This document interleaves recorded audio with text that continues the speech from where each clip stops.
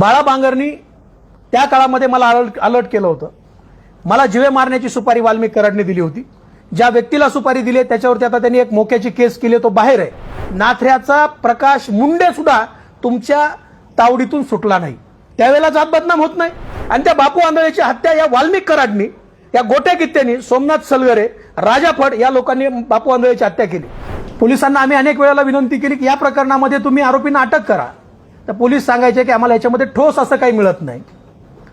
वाल्मिक कराड सोबत 24 तास असलेले बाळा बांगर कॅमेऱ्यासमोर आले आणि त्यांनी वाल्मिक कराड, श्री कराड आणि सिरियल किलर गोत्या गित्ते यांनी महादेवभाऊ मुंडेची त्यांच्या समोर हत्या केल्याचं मीडियाला सांगितलं. त्याच्यानंतर जे फोटो आले त्या फोटोमध्ये महादेवभाऊच्या गळ्यावरती एक जखम आहे आणि त्या जखमेचा एक पार्ट तिथून गायब झाल्याचं आपल्याला स्पष्टपणे दिसतंय.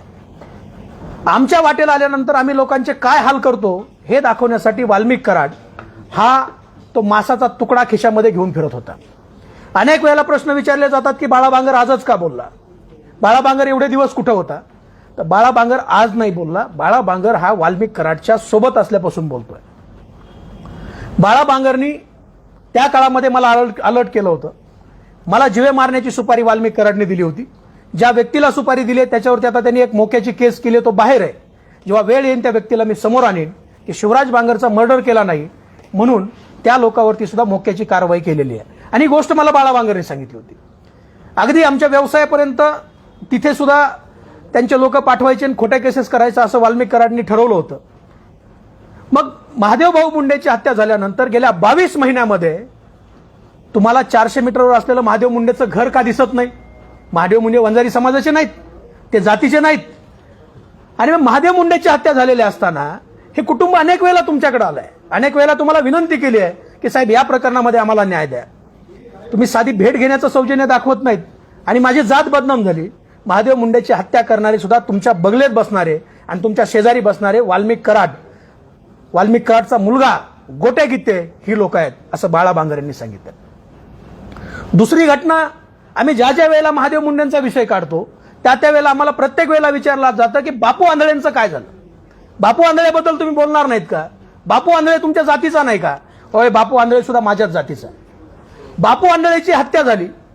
बापू आंधळेची हत्या होण्याच्या अगोदर ज्यावेळेला महादेव मुंडेंची हत्या झाली, ही गोष्ट नोटीस करा की महादेव मुंडेच्या हत्येमध्ये सुद्धा बबनभाऊ गीतेचं आणि राजाभाऊ फड यांचं नाव घेण्यासाठी त्या कुटुंबावरती पोलिसांनी आणि तिथल्या स्थानिक नेत्यांनी दबाव दिला होता. आपण PI सानप यांचे कॉल रेकॉर्ड तपासले पाहिजेत. PI सानप यांना याच्यामध्ये त्यांची सुद्धा चौकशी झाली पाहिजे की हा नेमका खून कुणी केलाय, याच्यामध्ये आरोपी कोण आहेत. गेले 22 महिने परळीमध्ये आरोपी सापडत नाहीत. परळी म्हणजे काय, बिहार आहे की पाकिस्तान आहे? त्याच्यानंतर बापू आंधळेचा जो एक खून झाला, बापू आंधळे त्यातला गोट्या गित्ते, सोमनाथ सलगरे ही लोक 6 वाजता महादेव गीतेच्या घरी आली. महादेव गीतेच्या घरी आल्यानंतर त्या ठिकाणी महादेव गीतेला त्यांनी सांगितलं की तुला वाल्मिक अण्णांनी बंगल्यावर बोलवलं, तू आमच्यासोबत बंगल्यावर चाल. कारण बबनभाऊ गीतेने राष्ट्रवादीत प्रवेश केल्यानंतर बबनभाऊच्या जवळची सगळी पोरं ही वाल्मिक कराडनी फोडली होती.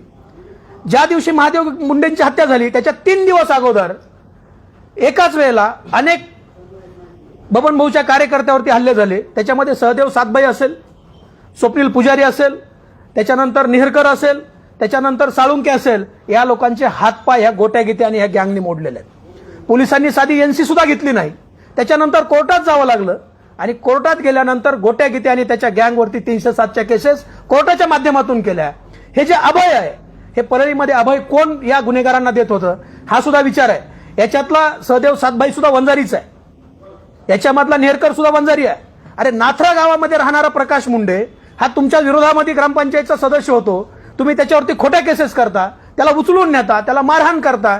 नाथऱ्याचा प्रकाश मुंडे सुद्धा तुमच्या तावडीतून सुटला नाही. त्यावेळेला जात बदनाम होत नाही. मग ही लोक महादेव गीतेच्या घरी आली.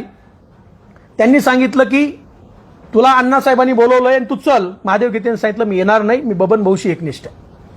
त्याच्यानंतर पुन्हा 8:20 ही सगळी लोक महादेव गीतेच्या घरी आली. महादेव गीतेच्या घरी आल्यानंतर बापू आंधळे हा महादेव गीतेच्या जवळ गेला. महादेव गीतेला त्यांनी एक फटका मारला आणि त्याच्यानंतर या लोकांनी फायरिंग केली.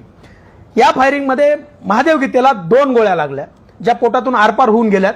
महादेव मुंडे अनेक महिने हॉस्पिटलमध्ये उपचार घेत होता आणि त्याच वेळेला गोट्या गीतेने सांगितलं की अण्णांनी सांगितलेलं काम करा आणि असं म्हणताच बापू गीतेला पाठीमागून गोळ्या घातल्या.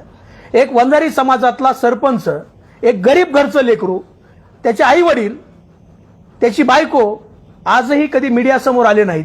या केसमध्ये गोट्या गीते नावाचा चोर, म्हैस चोर, सायकल चोर, मोबाईल चोर, देवाचे मुकुट चोर हा गर्दुल्ला या घटनेमध्ये आरोपी आहे.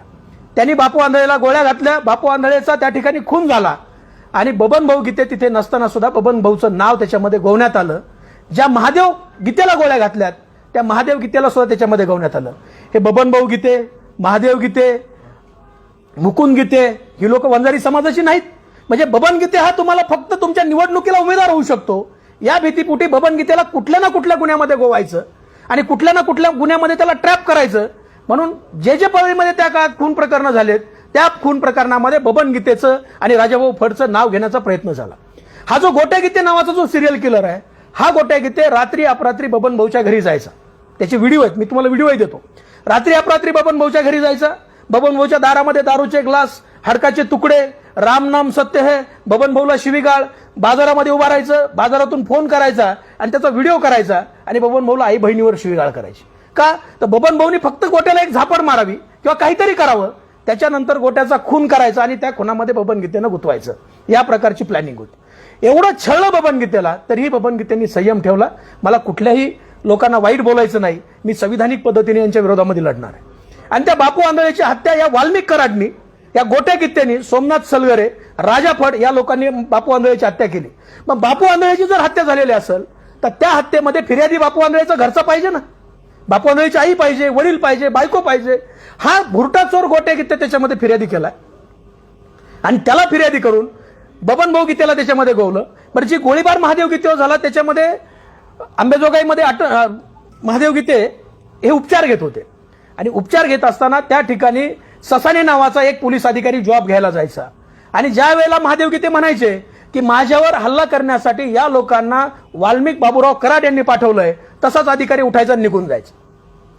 कमीत कमी 50 वेळा महादेव गीतेंनी हा हल्ला वाल्मिक बाबूराव कराड यांनी घडून आणलेला आहे आणि बापू आंधळेला सुद्धा गोट्या गीतेनेच गोळ्या घातल्यात अशा प्रकारचं स्टेटमेंट दिलेलं आहे.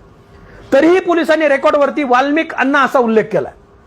एक पाठीमागे एक एफआयआर झाला होता परळी पोलीस स्टेशनला, तो रीड स्टार काय नव्हतं तो बंदुकीवाला कैलास फड, त्या कैलास फडवरती गुन्हा दाखल झाला. त्यांनी भर इलेक्शनमध्ये आमच्या पक्षाचे उमेदवार राजेसाहेब देशमुख आणि आमच्या पक्षाचे नेते महादेवराव जाधव या लोकांना कॅमेऱ्यासमोर मारहाण केली. पण कॅमेऱ्यासमोर मारहाण करून सुद्धा या लोकांवरती गुन्हा झाला नाही. ही घटना पुढे आली, स्वर्गीय संतोष अण्णाची गुन्हे दाखल व्हायला सुरुवात झाली आणि मग पोलिसांनी गुन्हा दाखल केला. कैलास फड आणि कैलास फडचा मुलगा. परळी पोलीस कुठं राहतात? सोशल मीडियाच्या भाऊ गर्दीत विश्वासार्हतेने चकाकणारे नाव म्हणजे लेट्सअप मराठी.